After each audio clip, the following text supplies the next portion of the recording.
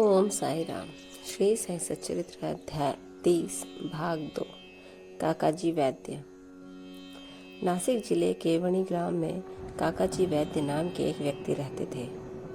वे श्री सप्तश्रृंगी देवी के पुजारी थे। एक बार वे विपत्तियों में कुछ इस प्रकार ग्रसित हुए कि उनकी चित्त की शांति भंग हो गई और वे बिल्कुल निराश हो गए। एक दिन अति व्यथित होकर देवी के मंदिर में जाकर अंतःकरण से वे प्रार्थना करने लगे कि हे देवी, हे दयामयी, मुझे कष्टों से शीघ्र मुक्त करो। उनकी प्रार्थना से देवी प्रसन्न हो गई और उसी रात्रि को उन्हें स्वप्न में बोली कि तू बाबा के पास जा, वहाँ तेरा मन शांत और स्थिर हो जाएगा। बाबा का परिचय जानने को काकाजी बड़े उत्सुक थे, परंतु देवी से प्रश्न करने के पूर्व ही उनकी निद्रा भंग हो गई।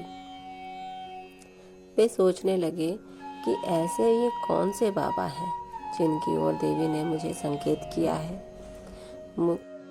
कुछ देर सोचने के पश्चात वे इस निष्कर्ष पर पहुंचे कि संभव है कि वे त्र्यंबकेश्वर बाबा अर्थात शिव जी ही होंगे।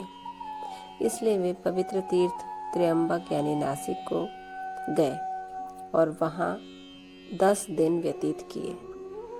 वे प्रातःकाल उठकर स्नान आदि से निवृत्त हो रुद्र मंत्र का जाप कर साथ ही साथ अभिषेक व अन्य धार्मिक कृत्य भी करने लगे, परंतु उनका मन पूर्ववत ही अशांत बना रहा।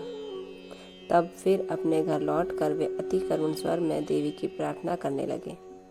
उसी रात्रि में देवी ने पुनः स्वप्न में दर्शन देकर कहा कि तू व्यर्थ ही त्र्यंबकेश्वर क्यों गया? बाबा से तो मेरा अभिप्राय था शिरडी के श्री साईं समर्थ। अब काका जी के समक्ष मुख्य प्रश्न ये उपस्थित हो गया कि वे कैसे और कब शिरडी जाकर बाबा के श्री दर्शन का लाभ उठाएं।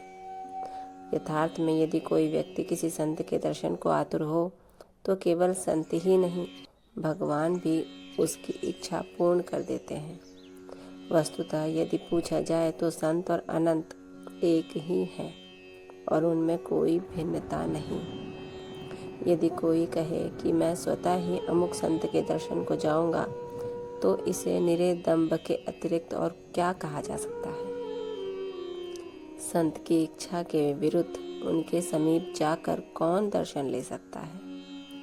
उनकी सत्ता के बिना वृक्ष का एक पत्ता भी नहीं हिल सकता।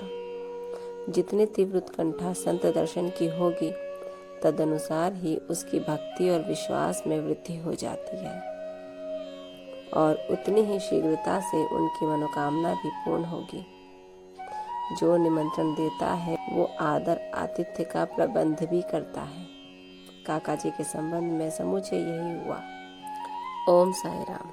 जिस प्रकार हम तीर्थ जाने के लिए ईश्वर की प्रतीक्षा करते हैं कि कब ईश्वर हमें आदेश दे और हमें अपने दर्शन करवाए, उसी प्रकार संतों के भी दर्शन होते हैं। जब तक उनकी इच्छा नहीं होती तब तक कोई भक्त उनके दर्शन नहीं कर सकता। इसी प्रकार काकाजी वैद्य को भी श्री साईं समर्थ के दर्शन हुए, जिसका अगला भाग अंश 3 में श्यामा की मान्यता के अध्ययन में होगा।